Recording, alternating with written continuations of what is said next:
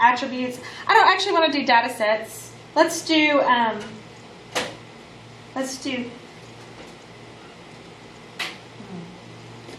well, we can do a let's do a data set of the ones that has a standard deviation of 0. If it's a data set that has a mean of 5 and a standard deviation of 0, what is your data set? 5. 5, 5, 5, 5, 5, 5, 5, 5. Doesn't matter how many 5s, it doesn't matter how much is in your data set. To have a standard deviation of 0, every piece of data in your data set has to be exactly the same.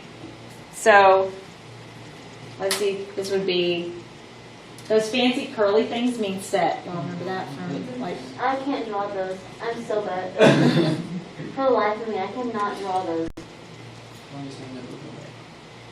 Mine just looks good, like squiggly lines. And it is what it is. Yep, yep. Oh, that's great. Now, if I wanted to have, let's say, a small data set that has an average or a mean of 5 and a standard deviation of 1. 4? I could, well, 4 could be a number in it. Oh. So 4 deviates 1 from the average of 5. It deviates one in one direction. 6? A 4 and a 6. So you could have a set that looks like this: 4, 5, 6. Wow. And if I wanted a standard deviation of 3, 5 is my mean. 2 deviates 3 below 5, and 8 deviates 3 above 5.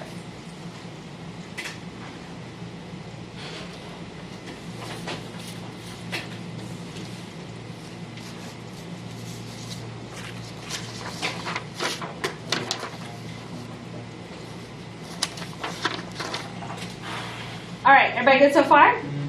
All right. Now, we get into the stuff that actually looks like statistics. Yay! There it is. Finally, the bell curve. Yippee! Empirical rule. This is what it's all about. Finally, we get there.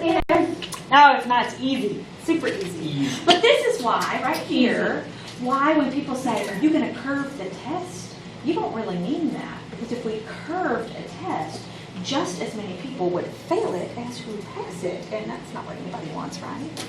We just all want to pass. What people want is, are you going to add points to the test? That's what people want. They don't really want to curve. Because I'll show you later what curving a test would really do to people.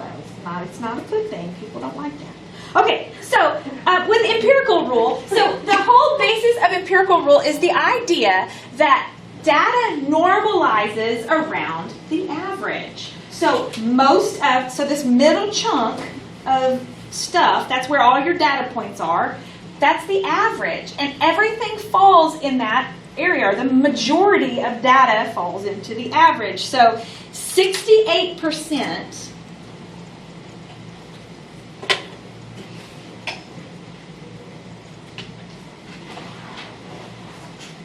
of data lies within one standard deviation.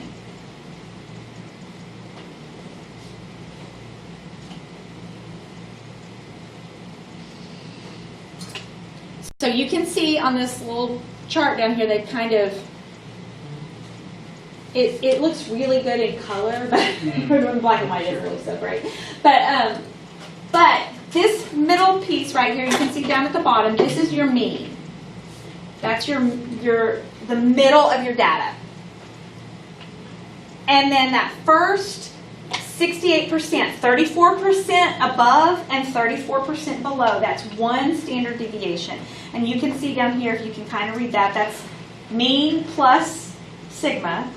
So this is mean plus a standard deviation, and this is mean minus a standard deviation.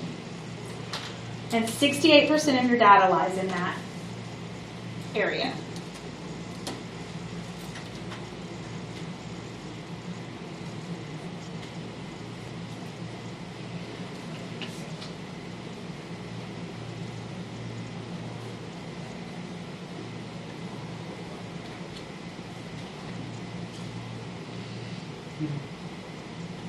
95% of data lies between 2 standard deviations from the mean.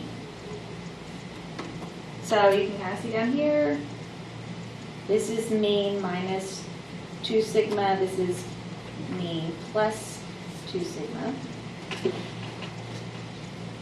So it's helpful to know not just the middle 68%, the middle 95%, but it's also helpful to know from the mean to the first standard deviation is 34%.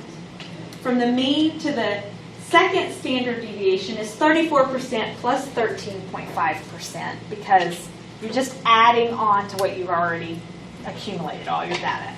Then 99.7%. This doesn't add up to 100. It does not.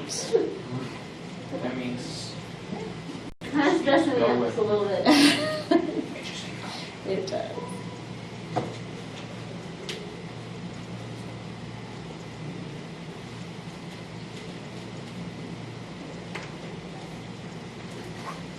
Like, I feel like everything I know about math is a lie.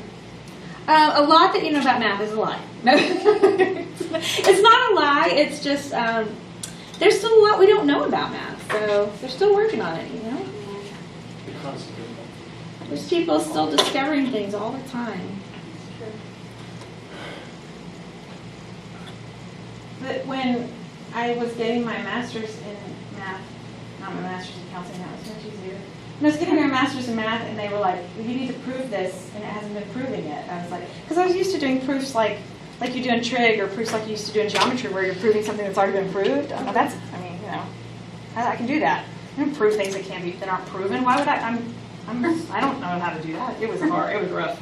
And most of them don't speak English. That makes it even worse. Okay, so inside of the third standard deviation is 99.7% of your data, which means there is a 0.3% of data that is floating. But if you look, the bell curve has asymptotic behavior. So there's a real math word for a second. Statistics is so very much not like math and much more like science sometimes, but it has asymptotic behavior. The bell never actually gets down to the bottom. It just keeps going on and on and on. So there's like a 0.3% that's out in those outskirts that we never actually really get to. So we don't ever have a full 100% because you have those things floating around on the outside. All right, so now let's look at how we actually use empirical rule. So in a sample of 200 Olympia High School girls, the mean height for girls was 64.5 inches. So my mean right here or right here is 64.5 with a sample standard deviation of 2.62 inches. So it says the distribution was found to be symmetric and bell-shaped. So they looked at the data, they built a histogram of the data, and were like, oh yeah, it's pretty even on both sides, so we'll say it's normally distributed. So that means that empirical rule applies. And if my standard deviation is 2.62 inches, then this first standard deviation, either direction, I can add 2.62, so that would make this 67.12.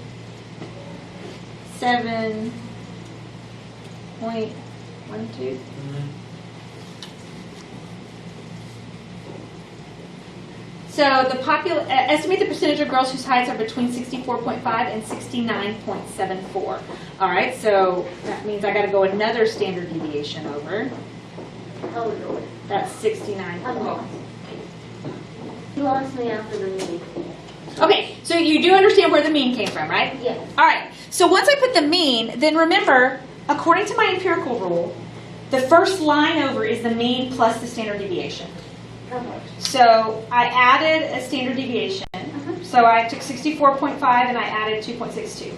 And I get that first standard deviation. I can pretend that's straight. And then that wasn't high enough because it asked me to go to 69.74. So I added the second standard deviation. And that is high enough. Because this time it was asking me to go from the mean up. So that means that these two areas, And does that line line up with that mark? Yes. There's one on the right? Okay. yes. I was looking for a straight edge. I thought I had one over here so I could make them line up. But.